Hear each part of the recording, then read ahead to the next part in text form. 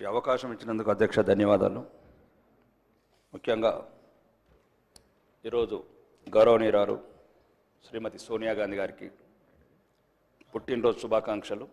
మరియు భారతీయ జనతా పార్టీ నుంచి కూడా సోనియా గాంధీ గారికి జన్మదిన శుభాకాంక్షలు అధ్యక్ష. ఇంకా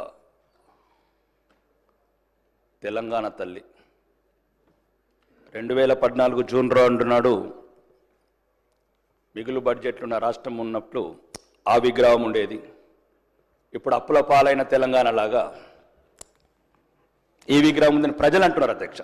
తెలంగాణ ప్రజలు ముఖ్యంగా తెలంగాణ ప్రజలు రాతలు మార్చాలి కానీ తెలంగాణ తల్లులు మారుస్తూ ఒక్క నిమిషం ఆగండి, మాట్లాడేటప్పుడు ఆగండి. నేను మాట్లాడతాను, కేకలు పెడతాను.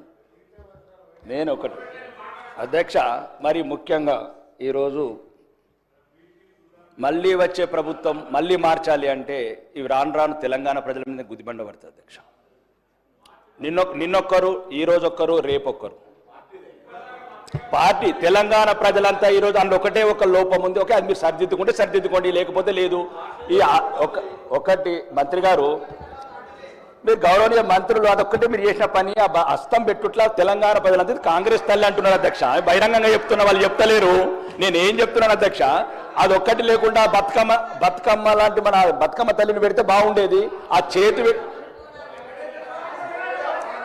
అధ్యక్ష, నేను మాట్లాడి అందమంతం సమానం. ఒకటి ఓకే, వాళ్ళ విషయం అధ్యక్ష. రెండోది, ఇక ఇప్పుడు ఈ కార్డు, ఒక్క నిమిషం, ఈ కార్డు శాసనసభను ఇచ్చిందా లేదా సార్ అధ్యక్ష? నాకు నేను శాసనసభ్యున్నా కానా? తెలంగాణ శాసనసభల 6 ప్రజలు ఎన్నుకున్న ప్రజాప్రతినిధినా కానా? ఒకటి ప్రోటోకాల్ అధ్యక్ష. ఇదే లేనప్పుడు మాట్లాడటం ఎందుకు?